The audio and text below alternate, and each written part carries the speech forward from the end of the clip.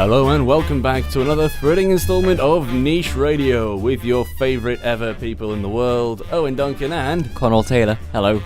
How's it going, everybody? Today we're going to be rattling through all of the new merchandise out this week in the geeky world. So loads of toys and comics. We'll also be talking about what if the X-Men ended up in a different dimension, and we talk about much more, including Wesley Wyndham-Pryce and Blade. That's all coming up.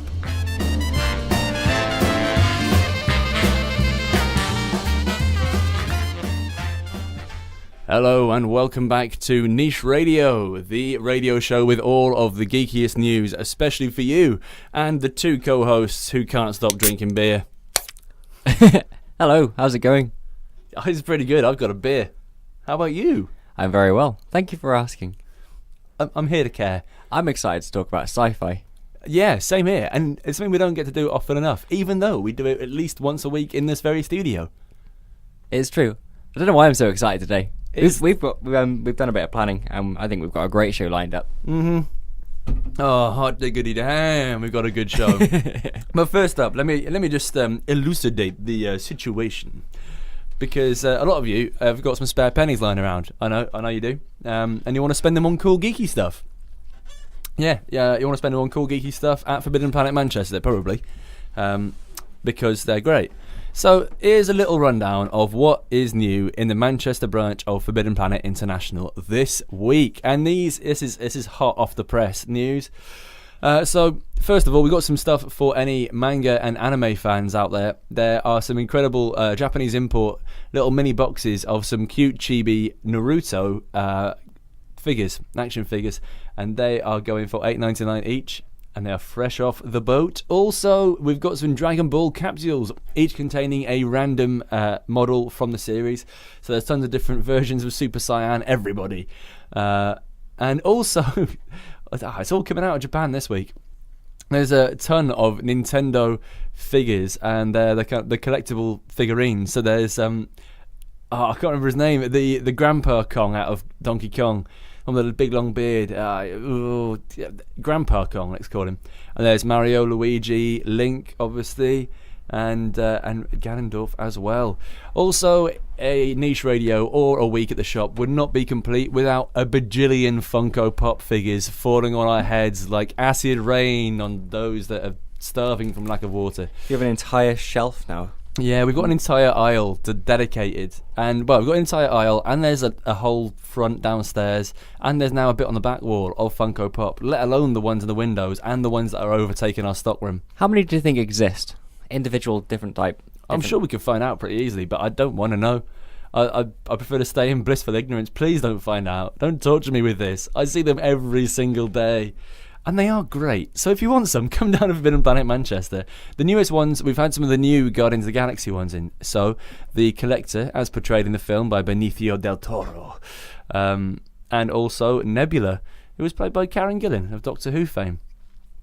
Also, we've had Ronan, the usurper or destroyer. I've seen the film loads of times, I should know this. But yeah, Ronan, the big bad guy. Got a big hammer, pretty scary looking. But not when he's a cute little pop for $9.99. And also Yondu, the guy who was played by the chap who was Merle Dixon in Walking Dead, with his arrow that you can fire by going. Do that again. With his arrow that you can fire by going. That was good. I enjoyed that. I'm glad. And also, this is my favourite pop actually. This pop, even though I'm a little bit jaded to them now because I've seen so bloody many. There is one of Thanos. Thanos, the merciless, who has been an Avengers staple for a very, very long time. Long before we got to see a hint of him in the first Avengers film. And yeah, he's an oversized pop. He's a little bit bigger and therefore a little bit more expensive at $16.99. But he is absolutely awesome. Looks hench and he looks kind of happy in a kind of grim, I've just killed a few planets kind of way. But yeah, he's got a big smile. We've also had Upside Down Olaf from Disney's Frozen. Frozen? Disney's Frozen. Frozen. It's like Roseanne, the TV show, but chillier. Yeah, although it says Upside Down Olaf, only his head is upside down. If anyone was looking for a completely upside down Olaf, this is not the place to look. We've also had Game of Thrones vinyl figures. These are also done by Funko. But they're the mystery minis, so they're even smaller, and they're in blind boxes, which means that when you buy them, you've no idea who's inside. But when you open it, you get a magical surprise of one of your favourite, potentially, Game of Thrones characters, including Ghost the Direwolf, many of the dragons. I think I can see Drogon and Rhaegal there. All three of them. Viserion's there as well. Oh, and there's the Black Dread, whichever one that was. The really big one. Balon, maybe? My Game of Thrones knowledge is failing me. But yeah, there's all the classics like Tyrion, Joffrey. There's lots of different Snows and lots of different Starks, and they are only $6.99 each. And then finally, the Evolve computer game Funko Pops have come in. So we've got Markov, Hank, and Val. And we've also got another oversized Funko Pop, which is the almighty Goliath, which is pretty cool. It's got a big mouth. Looks a bit phallic, if that's your thing. I mean, just saying. What do you reckon? Looks a bit phallic? I like it. Yeah. I mean, look at his tongue, though.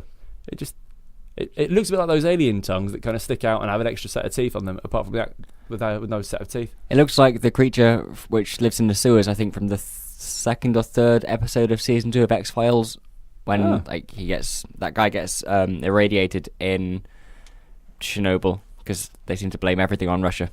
Oh, that's a bit mean, isn't it? And he turns into this crazy sort of blood-sucking creature. It looks like him. Oh, okay. See, that's pretty in depth. I thought it was a bit like a Winky. Talking about a bit more in depth, I just looked up. Well, I've been trying to look at Funko Pop.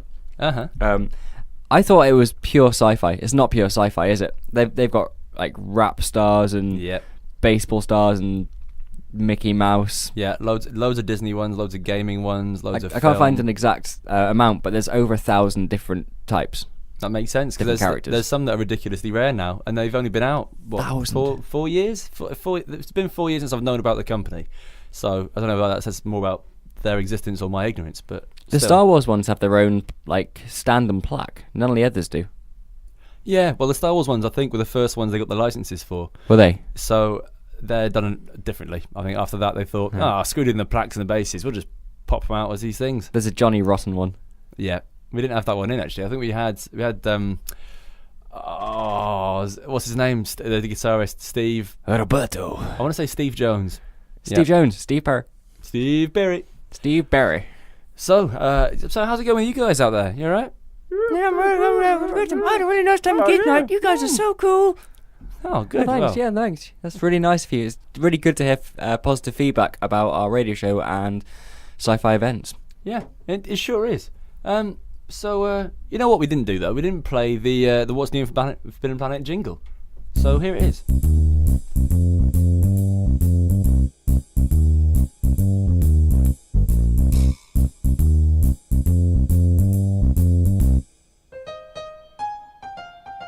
What's new?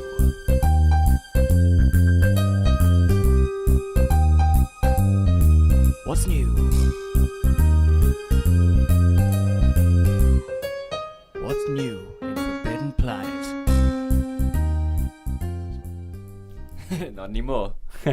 So, ladies and gentlemen, in true niche radio style, we are now topless. We encourage you to do the same, because it's a warm day. Well, it's a warm day where we are, so, get naked. So, coming up next, we have had all the new stuff in Forbidden Planet. So, how about we get a bit of competition on the blend?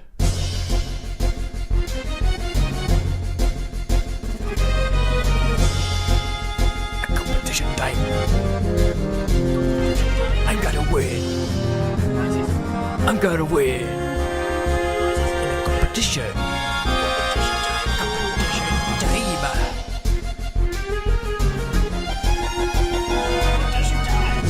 It's competition time.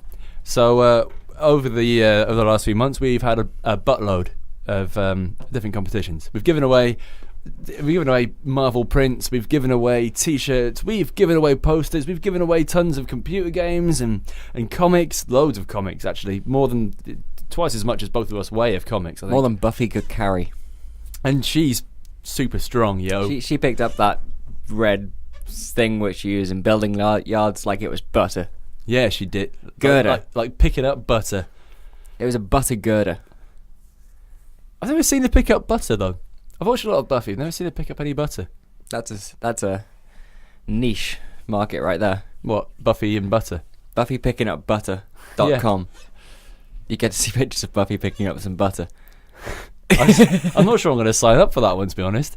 I might just settle for picking up girders.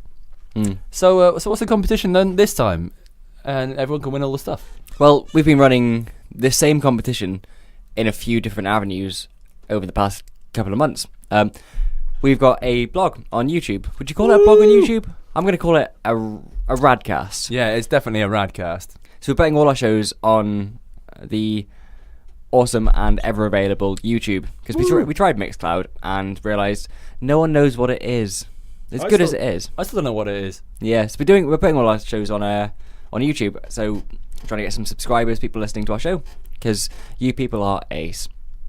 So our latest competition is subscribe to it and we'll give you a prize. Whee! Simple as that. That's Go a on nice YouTube, easy one. type in Niche Nights, click subscribe. But hang on. How do we know that they've subscribed in order to give them their present? Send us a message. But then, how do we give them their present? Come down to a gig. In fact, you've got 5 days. Let's give them 5 days. We've got a gig in 5 days. We do. It's at Fab Cafe. Have any of you heard of a show called Game of Thrones? Yeah? Yes. Yeah, well, I heard it's quite popular. So Fab Cafe are playing the first episode, and we're doing a quiz beforehand. Is it beforehand or after? Well, the lowdown is they're going to be showing the last episode of the last season just to remind us all of what happened. Then, just to get the anticipation juices flowing, we're going to be doing a short quiz of 1 hour about Game of Thrones in general. So not just the TV shows, maybe we'll throw in some book questions, who knows. So for the elite Game of Thrones fans, we're doing a special thing, and we're going to have some Game of Thrones related prizes, including one of the Funko Legacy figures and some other little bits and bobs as well. And then they're showing the new episode live as it comes out on telly. On a big screen? On a really big screen. In a bar? In a bar with booze! You can watch Game of Thrones on a bigger screen than in your house with your mates, whilst getting drunk and eating a sandwich. To be fair, I mean, we're not doing this justice, but I think the only person that could describe how rad both our radio show is, and Fab, and Game of Thrones, is the star of Game of Thrones itself, Ian Mckellen, who played Sir Barristan the Bold.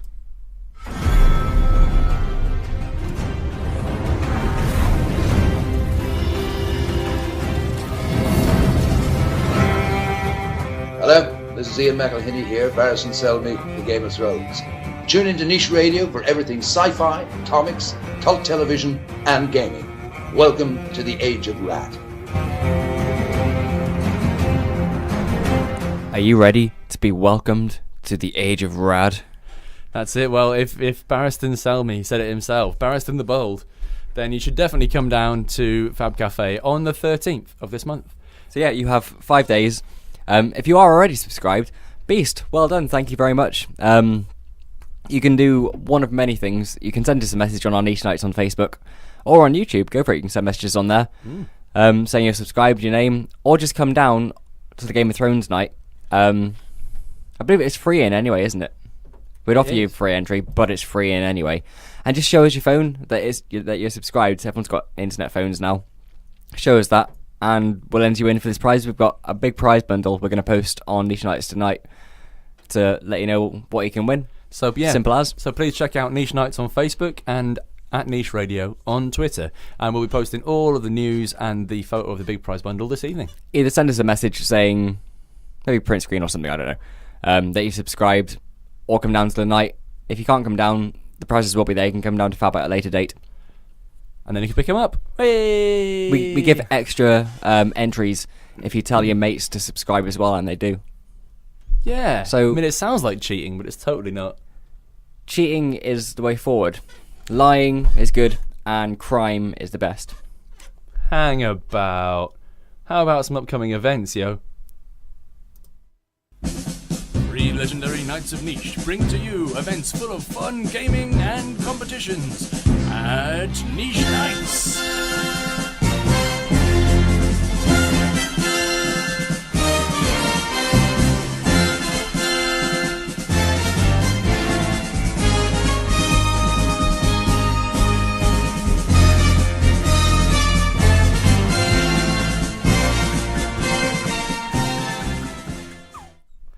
So, upcoming events in Niche Nights, right?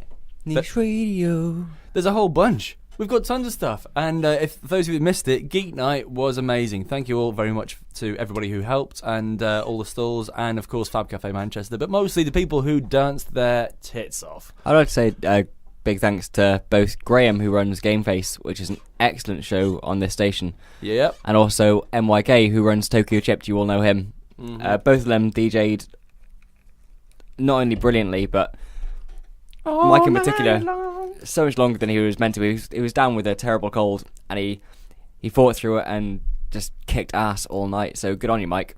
He did, Good and on he you, took Graham. names as well. He was taking names. Talking about this sort of thing, Analog Trash are starting their new show next week. I believe it's a week today. Way, No, it's tomorrow. way, Hot diggity. hot diggity, damn. So tune into that. The week after that, we're starting our here on Fab Radio International Super Sci-Fi Saturday. Oh yeah. Where every Saturday from 9 p.m. till 3 a.m. It gets even, well, it carries on after 3 a.m. But just to start off with, we kick it off by repeating this show every Saturday, Hey, followed by Gameface, hey. followed by Starburst, followed by Analog Trash. And after that, we've got some shows which went out in the 50s, which we're going to play to baffle your mind. Oh my, that is amazing. So, and it's basically a sci-fi apocalypse every Saturday, coming in your ear holes. That deserves one massive. Hey, that's not fair. You said you were going to save that until you won a quiz, and you haven't won the quiz. Well, no, but neither of you, and it's your turn to do the quiz this week, and you're not going to win it. So we need to play it eventually. All right, I'll queue it up in case you win the quiz. Fine. But yeah, so that's going to be amazing. But what other stuff we've got coming up, though? So there's the Game of Thrones night that on the 13th at Fab Cafe, which we've already talked about. We have a wonderful event on the 3rd of May. Hey. The day before Star Wars Day, because otherwise you'd all be in work. That's So true. on the 3rd of May, at Fab Cafe, it's going to be quite an buffet of... Don't try and rhyme. It's quite a crime when you don't do it in time, yo. That's true. It did sound rubbish. I'm sorry, but... But yeah, come down on the 3rd of May to Fab Cafe. We're doing a comic book swap. So hey. for anyone who's thinking there's no money involved there, it's pure trade. So come down, bring your comics. If you want to swap over with your mates, if you've got duplicates, or just you've read them all too many times and you want fresh ones, Yeah. come down. There's not really any set tables. Just find a space and trade away. Yeah. Colin and I will be bringing some of our personal collections as well to swap with any willing participants. If anyone's got any Joss Whedon related comics out there that wants to swap them with me, then I have tons of not Joss Whedon ones I'm trying to get rid of, and tons of Joss Whedon ones I'm trying to gain. I have so got to catch them all, you know. I have some Iron Man comics I'm going to bring down, and I'm not going to bring down any Joss Whedon ones because I want to keep those. Yeah, but we'll have plenty to exchange, and so the more people, the merrier, and the more variety there will be. And also, yeah, we'll be having a big screening of one of the Star Wars films. I do have a few really odd ones. Not even one shots, just I seem to have accumulated odd comics over Excellent. the years. And yeah, we as it said, have we voted yet? Which one we're watching? So far, it's looking at New Hope, wasn't it? Yeah, that was coming on strong. So yeah, there may be a screening of A New Hope, unless, of course, the tides change. If you want to change that and you want to watch, I don't know, Return of the Jedi, for example, then please go onto our Facebook at Niche Nights and then go look through our events. This one is the Star Wars comic swap on the 3rd of May. So yeah, and there's a little poll in the event. If you just vote on that as many times as you like, completely rig it if you want, and then we'll show whatever one wins. I've just shared it on our page, so if you do want to go onto it, just go on Niche Nights. It'll be the first thing on the wall. Click on that and you can choose which Star Wars film you want to watch on the day. Brill. And Also, then, bring down some comics. yeah, and then also we have another event, as if that wasn't enough. We've got the MCM unofficial after party at Fab Cafe, of course, which is a free event on the 25th of July. And it's going to be an all-star occasion with everybody coming down cosplayed. Last year when we did it, it was absolutely rammed. The place was heaving, and we were just DJing all night. So there's the DJs from Dinosaurs and Capes, DJs from Tokyo Chipped, from Geek Night, DJs from Doki Doki, and I think some of the Analog Trash ones as well. It was absolutely incredible. A cornucopia of geeky tunes and boogies. And and it's all free, and that's on the 25th of July. No one's voted for anything other than the original 3 films so far. Good. Yeah, I'm kind of happy with that. Yeah, I mean, if I had to watch Jar Jar Binks on a big screen again after making the mistake of seeing it the first time, I might have to scoop out my eyes with a melon baller. I say that. I'm not, like... I like the 3 original but later film. Well, 1, 2 and 3. I think it might have been okay if the original 3 didn't exist. Comparing it to the original 3, I think but it's just a backwards continuation of the story. I thought they were really good. I hate Jar Jar Binks the same as everyone else. I fully agree why he's lame, and Simon Pegg had it right. But other than that, even his story wasn't that bad an idea. He was just a doofus. Yeah, it was kind of like taking Goofy along for like this intergalactic trip, wasn't it? And no one liked Goofy. No. And he was one of the few ones that could talk audibly, like you could actually hear what he had to say, and you didn't care what he had to say. No. It's all about Donald Duck. I want to know what he had to say, but you couldn't understand. Oh, see, the first world problems right there. So as a roundup, 13th of this month for the Game of Thrones shenanigans at Fab Cafe, 3rd of May at Fab Cafe for the Star Wars comic swap, and the 25th of July at Fab Cafe for the MCM unofficial after party. Thank you very much for tuning in, everybody. You're listening to Niche Radio on Fab Radio International every Wednesday from 6 till 7, and now soon to be repeated on Saturdays for the Sci-Fi Saturday Showdown special. If you're just tuning in, you've missed out on an update of all our events. You've also missed out on competition Taimu and what's new in Forbidden Planet. But coming up next, we've got lots and lots and lots of fun.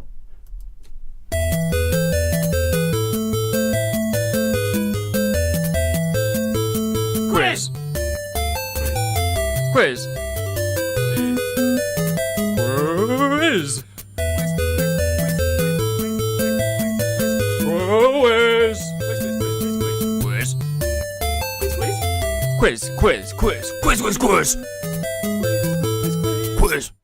Quiz time. So, anyone who hasn't listened before, this is a bit where we do a quiz. Now, usually Connell would quiz me, and I would remain pretty stum, allowing you guys at home to pencil down your answers. Role reversal! So, in true Niche Night style, I always carry a kazoo, because, I mean, it's not often you need a kazoo, but it's the times when you need one most that you haven't got one on you. So I've taken to carrying a kazoo on me at all times in case of emergency. Fortunately, today was one of those times when a kazoo was necessary, so we'll be quizzing you. Anyone at home, if you want to play along, I'm going to play some tunes. Most of them are geeky, although there's a couple of red herrings that are more from popular musical culture, just to throw you off the scent. How do I do this? Are you playing them all and I don't guess, and then run through them and I guess? Basically, I shall play them one at a time, and I would like you, Connell, to say yes or no if you think you've got it, but not tell me what they are, because people at home want a chance to write it down and feel smug when they get them all right. So run through, we'll play the quiz theme again, and then we'll give out the answers. Yeah, so I'll guess them at the same time. Cool. So, question 1.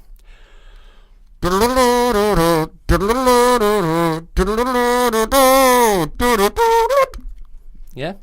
You think you've got that one? I think I have a good clue. Okay, so that was question 1. Okay, question 2 is a little trickier, I think. I'll put a bit more thought into this. I need to... Okay, I think I'm good.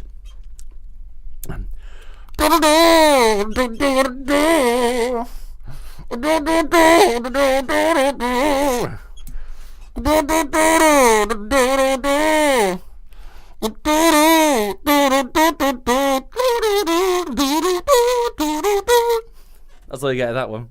And that was question 2. What do you think? No. Oh, is that a tricky one? It was. Okay, question 3.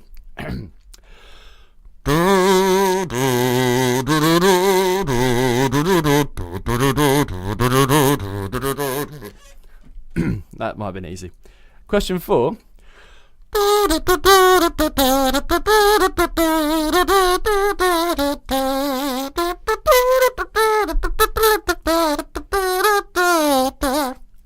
Any ideas? I think there's something there. Yeah, there might have been a clue earlier in the show. That's just a little hint. Listeners, I know that's not a very easily recognisable tune. So that was question 4. So 1 second while I take a slurp of my beer to wet the old kazoo. How's everyone doing at home? Are you doing well? I can't get question 2, and I know it. And I know it's somewhere in the back of my head, and I can continue on the song a bit in my head, humming-wise, but I can't get the name of it. Okay, Connell and folks at home, I'll give you a concession, right? Because there's a couple in here that are a bit tricksy. Like I said, they're not all sci-fi ones, so they're not what you expect. And so I will allow you, Connell, to choose one out of all those, out of all the 5, for me to repeat again. I'll try and do it as accurately as possible. Okay. So this is question 5 first before we round up.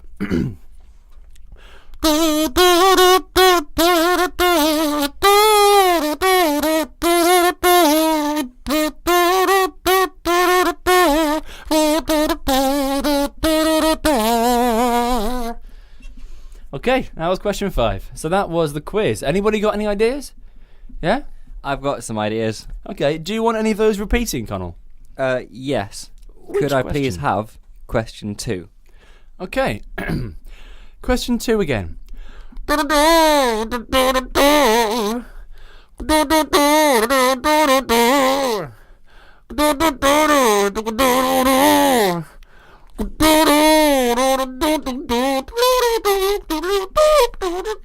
Yeah, that was kind of it.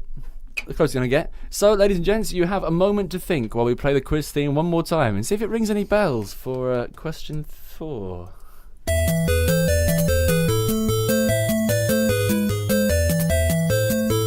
Quiz. Quiz.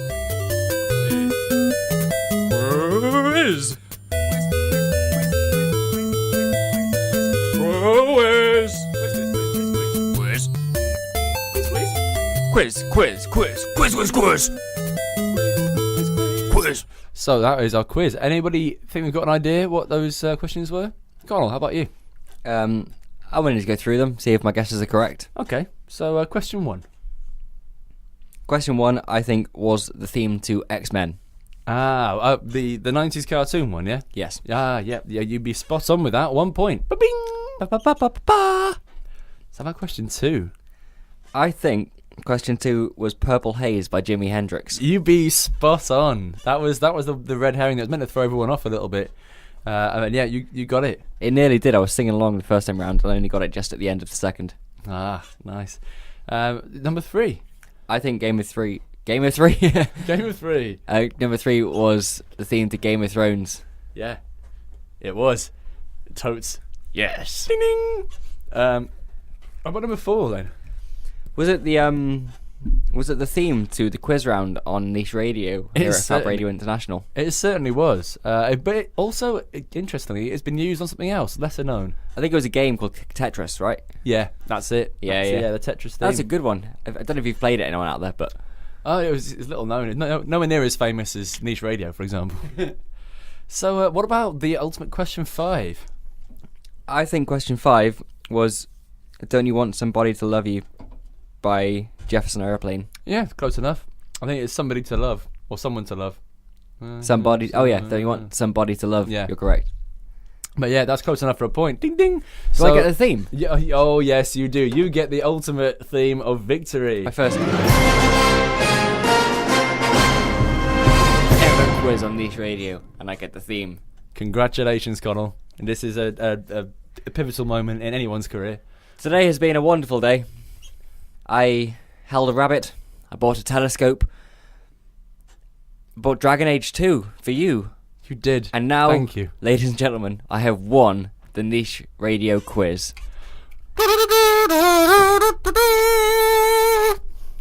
Incidentally, my telescope didn't work when I got it home, so that was a down bit. But Dragon Age 2 probably will.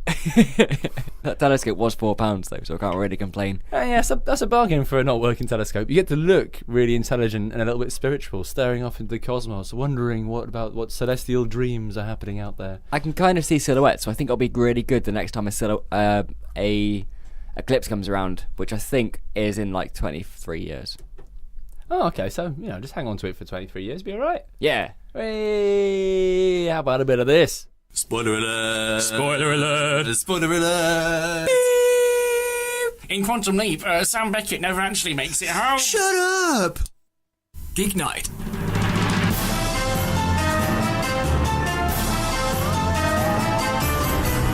Niche nights, party time, excellent. Niche Nights on Facebook. Niche Nights, the home of geek nights. Choose your adventure. Tokyo Chipped, dinosaurs and capes, and 90s night. May the future be rad.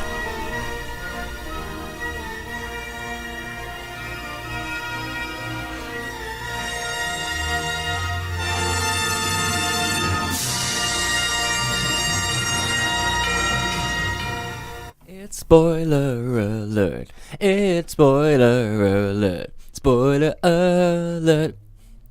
Yeah. Today we had a good idea, and usually in these parts we would spoiler like what's happened in the Gotham. episode of Gotham that's just been on, or Agents of S.H.I.E.L.D., or maybe the most recent comic of the week that we've been reading.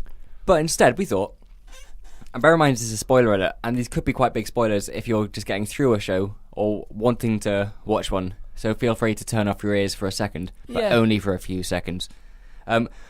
We're going to talk about the best endings we think any character from shows that we like have had. So we're going to be talking about Lorne. We're going to talk about a lot of Joss Whedon stuff, to be honest. That's all I can think of. Yeah, so if you want to watch Angel at any point, or Buffy, and haven't done already, not only why is that the case, you should have already watched it. Yeah, but stern telling nevertheless, off, Jew. You could be very young and need to build up your collection of Joss Whedon knowledge. Yeah, maybe you're listening to our show just to build your street cred enough, so eventually you know enough about sci-fi to think, you know what, I think I could watch some of these shows. Yeah. That's probably what's happened, right? So people look up to us. What do you think about Lorne from Angel? I think Lorne had one of the best unexpected exits. Absolutely, Just the line, I don't get killed by you, I get killed by Angel. I'm not a flunky. I love that. So good. Yeah. So for those, after you, please. Thank you. For those of you who don't know, in the final episode of Angel, the TV episode of Angel, that is, Lorne is given a task which no one knows what it is until just before the end. It's like, and it says straight away, I'll do this one last thing to you, Angel Cakes, but then I'm out. And he goes off in his new, quite smart jacket, which in hindsight, after watching, realises is totally a gangster jacket, and it's totally a bit of a clue as what's to come, because he has to assassinate a new member of the team, a long-standing villain enemy, and now has to kill him. Yep, and does so brilliantly. Just pops him two in the chest, just turns around, and as they're kind of having a banter as almost colleagues, like workmates. Yeah. I agree with you. That's one of my favourites. I think sticking with Joss Whedon, one of my very favourites is the death of Tara. The death of Tara in Buffy. So brutal because it's just instant. It is, and it was something that Joss Whedon has talked about, and it was quite intentional of him to do this, because for example, in the Buffy film, I can't remember the actor's name now, but one of the vampires asked Joss Whedon, look, can I ham up my death a little bit, make it a little bit more cheesy, a bit more tongue-in-cheek? So he's there for ages, rolling around going, ooh, kicking his feet and rolling about. And Joss Whedon, he enjoyed that, and he said that was a great idea, but for the Buffy series, he wanted something a lot more lifelike. They did feel like the trials of school with all this, vampire-y stuff on top of it, kind of as all these monsters as metaphors for getting through adolescence. So having Tara die so abruptly, she's literally having a conversation with Willow, and then you just see blood burst out from her chest. Not like in some sort of massive, like, Alien style, SFX. No, just like a little splatter of blood. And Tara looks at Willow's shirt, which has this splatter of blood on it, and goes, "Oh, you've got red on you," or something like that. It's not quite, is it? Oh no, she just goes, "Oh, your shirt." That's it, and then collapses. It's one of the best things. Like, it's in this really cool sci-fi world where you can almost get away with murder. Not quite like dinosaurs attacking. That's later, but at the time, there's vampires, there's raising hell, there's everything, and it's a gunshot which destroys this beautiful family thing they've got going on in an instant. Yeah, it's a gunshot. It's such a and it was a stray bullet as well, wasn't it? Yeah, it was Warren firing behind his back blindly as he ran away like a massive wuss. Yeah, fair play. Also, I forgot to say who Lorne killed. It was, of course, Lindsay. Oh yeah, yeah. But talking of understated Buffy deaths, Tara was a very good one, but Joyce. Yeah, that episode, the body was phenomenal, and I still, when I watch it back now, I usually skip over that episode because it's hard. Yeah, because it's very, very heavy, very depressing. Well, it is very depressing because it's one of the kind of beloved pillars of the TV series. Buffy's mum, who has gone with her through the ignorance of her being the vampire slayer, to eventually coming to accept the fact that she's this vampire slayer and supporting her nonetheless, unconditionally, because she's her mum. And then, after a very brave, stoic battle with some sort of brain disease, wasn't it? I think it was suffering from aneurysm that got her. I think that's what it was meant to be. Did they ever even say it? It wasn't cancer or anything. It was. I don't think they ever actually say. The headaches. Yeah. And they kind of blamed it on the existence of Dawn and being fed that into her brain, or. Yeah, but there was. I mean, Joss Whedon compares it to the death of his mother, apparently. Does he really? Yeah. But. Well, it really was a. I've never lost a parent, but that was a beautiful episode. Little things like, she finds her and then she walks off and there's no noise, and then she's sick and she kind of cleans it up and just puts a towel down and watches it confused because what do you do? Yeah, she just couldn't process it for a long time, and then when she did process it, it was very similar to the episode where Jenny Calendar gets killed. Now that's a very good ending for a thing, because Angel in his evil Angelus thing basically rips apart Giles' life by essentially setting up a date for him and Jenny Calendar, the kind of will they won't they thing of that entire season, and makes this incredibly romantic gesture happen for Giles, with lots of this opera playing and rose petals up the stairs and all this sexy little notes and stuff like that. And as he goes up the stairs, the music swells and he thinks, oh mate, I am getting laid tonight. And it's Jenny Calendar's corpse there with a little drawing from Angel stuck on it. I love the speech Angel gives at the end of that episode with passions. Yeah. Called Passions. He just starts off with Find to Dead, sees Giles, all this passion, and then just goes through the whole thing and just tells you about his bitter, twisted enjoyment of Angelus tableau setting murder. Yeah. And that was, just to bring you back to that Joyce thing, and Sarah, that kind of very ordinary response, as in, what the do I do? Yeah. That kind of thing is the same with Giles. There's a brilliant shot where he's stood by the doorway, kind of shocked, just kind of staring blankly at the floor, obviously trying to process whatever it is that's just happened. And then the scene behind him, he stays exactly stationary, but the scene behind him just changes, and there's a police line across the door, and then you can see the flashing lights outside, people bustling in and out, taking out the body in a body bag and all this kind of stuff. And very heavy, but awesome ends to all characters. I think my favourite, though, while still on the same point of Joss Whedon, is Wesley Wyndham-Pryce. Every single time I tear up a bit. Yeah, it's so sad, because all this time after he's been in love with the character Fred for a long time. She gets her body taken over by this very ancient god. Since as soon as he sees it, really. Yeah, and he's all this time he's kind of trying to repress his feelings for Fred and just try and do what's right and kind of be a bit ruthless with it as well. So just as he's dying, that Illyria, the god who's taken over his previous beloved's body, comes up and asks him, would he like her to lie to him now as he's dying and pretend to be the woman he once loved? And he says yes, and they have a quick exchange, and then he pops it. She's always, I think Wesley Wyndham-Pryce, coincidentally, if I ever get a dog, it'll be a sausage dog, and I'm going to name him Wesley Wyndham-Pryce. Excellent. But that aside, I think Wesley Wyndham-Pryce has the best character progression of any character in any show I have ever seen.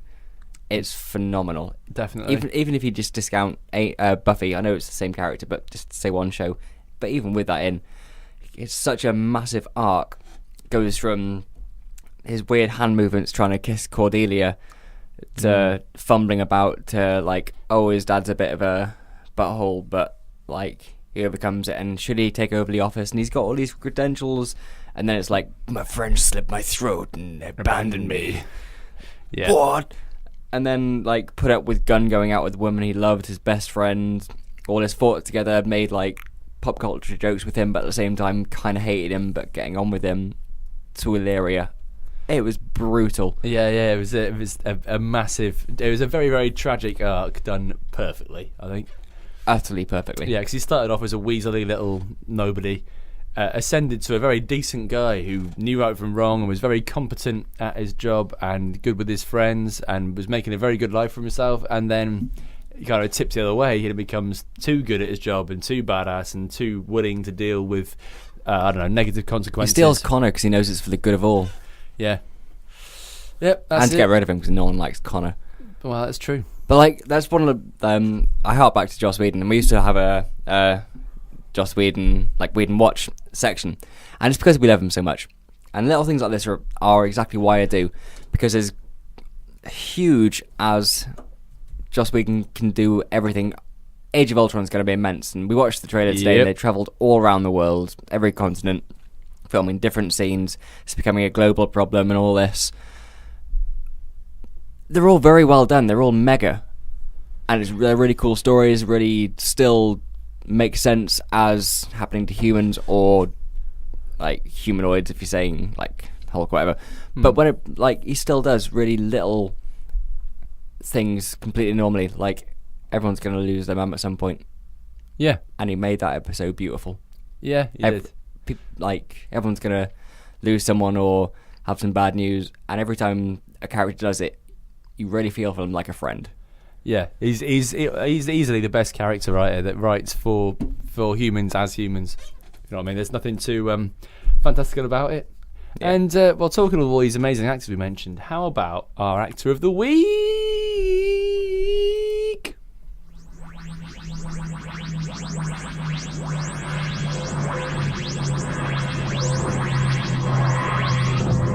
Hey Owen, should we talk about a randomly selected actor of the week? Yeah, all right.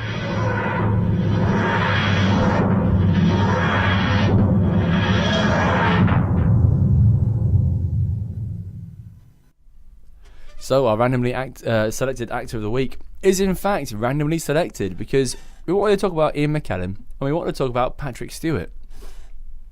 So we flipped. We didn't flip a coin. We nearly flipped a coin. We ended up flipping my wallet, and there was no money in it.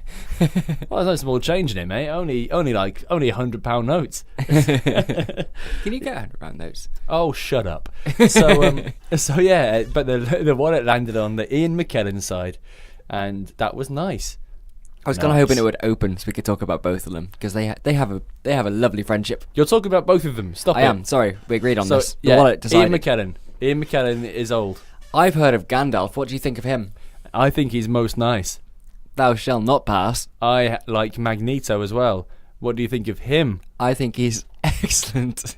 Good. I heard that him and somebody who is his best friend and a very famous actor who he shan't mention because the wallet has decreed it, were doing a Broadway play that went a lot of the way around the world, of Waiting for Godot and something else that I've forgotten. Talking about this other chap you mentioned without naming, it is very hard to talk about the two of them without mentioning either.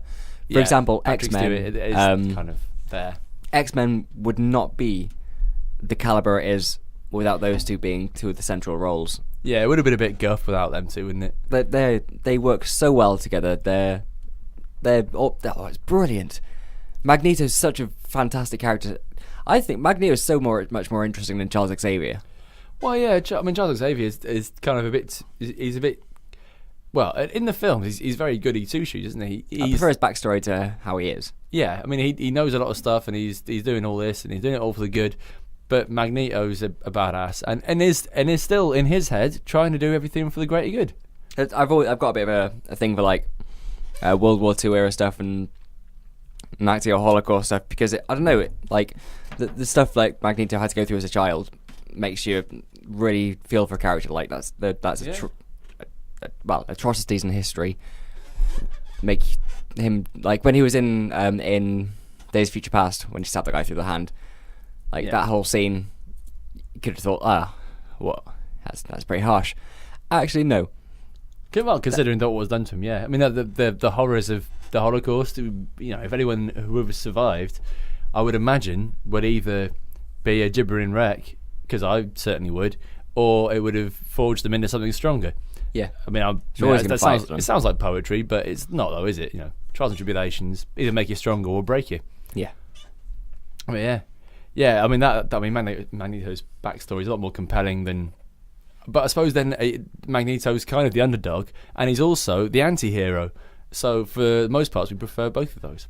But I mean, what else? You told me something interesting from IMDb about Ian Mckellen and a voice acting role he'd done on the Golden Compass. It was the Golden Compass. He was the armored bear. Ioric Bjornsson or something like that, wasn't it? I think that's right. Yeah. Yeah. I enjoyed those books, the Philip Pullman books, but that why did they never carry on? They were so good. That was the first book I ever read before seeing the film. Like, I'm not much of a reader, but I thought they sounded awesome. So I read what was it called? Northern Lights. Yeah, the first one, the book.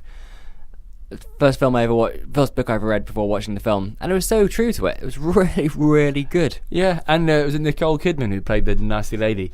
Yeah, what's his name? Liam Neeson. Oh yeah. It was had lots of potential, that film, but to be honest, I didn't rate it. Although now I know that the armored bear. I mean, if whatever you might say or whatever I might say negatively about the films or the books, the fact that there's armored polar bears that fight in it and eat each other's hearts is possibly the coolest thing I have ever heard of in my life. And the fact that Ian Mckellen voices the main one, it almost makes me sweat tears of sexual joy. Almost. Ian Mckellen is awesome. How, Owen? Yeah? On a scale of 1 to 10, rate Sir Ian Mckellen. He's on a different scale. I mean, I'd say 10, because that's the limit you've given me, but he should be higher. Let's say Gandalf. Yeah, let's take it all the way Gandalf. No one ever wants to go full Gandalf. Let's go Spinal Tap. Oh, mate, yeah, okay. Yeah, he's way past 11. In fact, he's gone from 11 to Gandalf, mate. He's at Magneto, actually. Yeah, in fact, whatever. If it's on a numerical scale, he is whatever age he is. I like on the that. scale of awesome. So 506, yeah. or something. So I mean, okay, we've talked about fact. Ian Mckellen, factually, is awesome. But next, let's get a bit more abstract. With a bit of what if.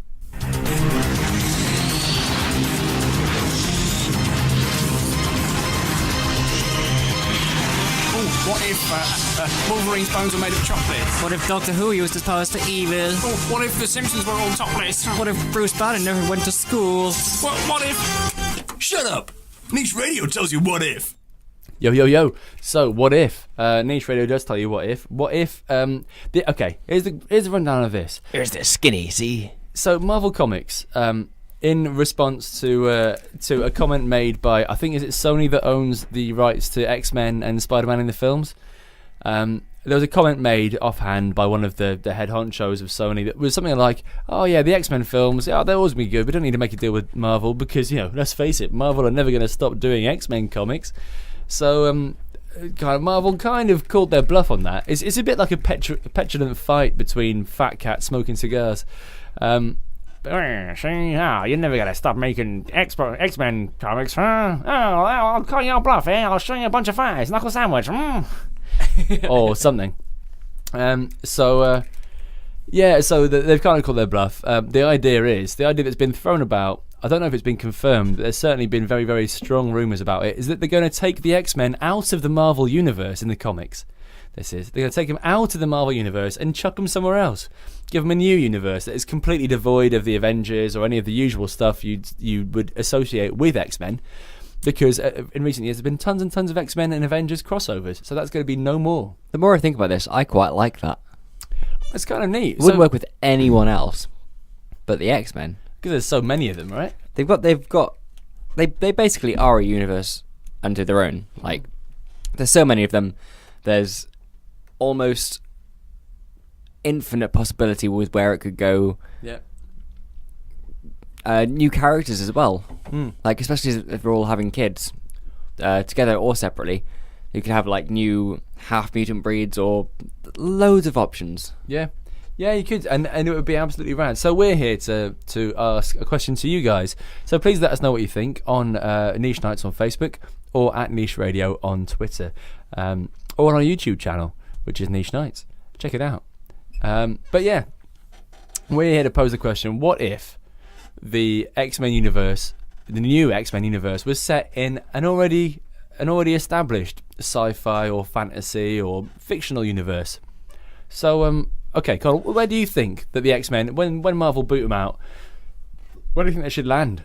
Where do I think all of the X-Men should suddenly be transported to? Yeah, or like 500 of the X-Men in total. Plus Golden Axe. Golden Axe land. Wow. Okay, so they get to be on a side-scrolling adventure with a dwarf, a mage, and a barbarian. Yeah, Sweet. but it would be the entire game. You play it, but with every single X-Men, so it would basically last forever. So, okay, so would it be like a kind of like a sudden death kind of thing? So you take it in certain, so maybe your most popular one, you choose Wolverine because he's the coolest, and then as soon as he ends up dying, then you end up, your next one comes up, like Cyclops. Then you choose Rogue because you just want to see her die. Yeah, and then you keep on going, so you end up going through all of them until at the end you're left with, like, I don't know, Beak and, I don't know, Jean Grey. She's a bit of a wet fart sometimes. Even though she's like one of the most brutal, it's one of the few Category 5 mutants. Yeah, she's got the ultimate power, but I can't possibly use it because I'll destroy the world. Just get it over with, destroy the world, make a much cooler film / comic. Maybe that's how they should do it. Well, I don't know. No. I think that if they're going to just transpose all the X-Men into a different universe, it should be the universe of Narnia. Imagine that. And that would be a story. That'd be interesting. Like, hey, Cyclops, where the are we? Oh, well, there's a lamppost over there. Oh, hello, I'm Mr. Tumnus the Fawn. Would you come and take tea with me? It'd be great. Shut up, bub. Yeah, snicked. Bamf. Yeah, it's all going on. Maybe Nightcrawler would enjoy it. Maybe Cyclops would turn against the X-Men and join the White Queen. Wouldn't it be cool if, like, the when Doctor Who meets Next Gen comics? Oh. If they had when Doctor Who landed on the planet of X-Men planet. That would be pretty neat. I would be up for that. I'd definitely be up for that. X-Men Doctor Who crossover. That'd be awesome. They teamed up. They just take the Marvel Universe back by storm. Not by storm. Not Aurora Monroe, the lady who is Storm. She wouldn't be a god anymore, would she? If she was on a new planet just with X-Men. Well, she's only a god because people think she is. Yeah. What if the people of Narnia or wherever thought she was a god? She might still be. Maybe. It depends how stupid they are. She just control weather, which gets a lot of people thinking. Well, yeah, I think that'd be pretty godlike. Okay, so, we're waffling bollocks here, but what do you guys at home think? Please let us know on Niche Nights on Facebook or at Niche Radio on Twitter. Can you leave a message on YouTube? Leave a message on the video. Yeah, you can comment, yeah. Once this is uploaded onto YouTube, please comment all over it. Just cover it in comments, and it'll be good. So, without further ado... Ladies and gentlemen, welcome to the title fight, the greatest moment in superhero versus supervillain history. In the red corner, the almighty, the upstanding pillar of all that is good, and in the blue corner, the devious, the Machiavellian, the dastardly loser of all time. Who would win in a fight? You decide. Ready? Fight! So today's fight, we're picking two people. Wesley Wyndham Price versus Blade. It's a perfect nap because Blade's a vampire and Wesley Wyndham Price is a rogue demon hunter. He is. Of course. Rogue demon hunter. So, who do you reckon? Wesley Wyndham Price or Blade? Hey, why would Blade win? Because he's really cool and he's a vampire. Why would Wesley Wyndham Price win? Because he's the greatest character in all of Joss Whedon. Well, yeah, that's possibly true. And also, he's a rogue demon hunter. So Blade, I think he's half vampire. So that's a demon. So he would hunt him. Wesley Wyndham Price is well versed with fighting everyone, specifically vampires or variants thereupon. However, Blade is a bit more nippy. He's a bit more ninja-y about-y. You know what I mean? Wesley is very good, but he's hardly a ninja. He's barely even a samurai. But he likes guns, especially in later series, and flamethrowers, like when they tried to steal Connor. That was really good, that flamethrower episode. Yeah. Well, I want Wesley to win, but I'm playing devil's advocate here, because Blade isn't to be sniffed at. Don't be doing no sniffing at him. Blade's lame. Blade would run him by himself, whereas Wesley Wyndham Price would form a team, convince him to die for him. I hope the big dog isn't listening to this, because he's going to be peeved at you. Okay, I wonder about this. Blade isn't lame, let's be fair, but Wesley Wyndham Price is slightly better, and I'm really curious to know what the big dog thinks, because he's a big fan of Blade, but he's a big fan of Wind and Wisdom Price too. That's true, and who wouldn't be? But I'm afraid that we're out of time for Niche Radio this week. Wesley Wyndham Price wins. Yep, I agree. So, without further ado, without much ado about nothing, Joss Whedon reference, just in case you don't know. Shakespeare reference as well, but mostly Joss Whedon. Well, thank you all very much for tuning in. We'll be back next week, and we will hopefully be repeated on a Saturday as well. And big love to you all out there. Thank you very much again to everybody who took part in Geek Night. And enter on a competition. You've got 5 days. Subscribe on YouTube. Send us a message. And turn up to Game of Thrones night on the 13th. So big love to everybody. Thank you very much. And here is some news. We want some good news first, really quickly. What's the good news before we hear the bad news? I've got a rabbit called Tilly, and she's beautiful. My sister got a hamster today. 2 hamsters.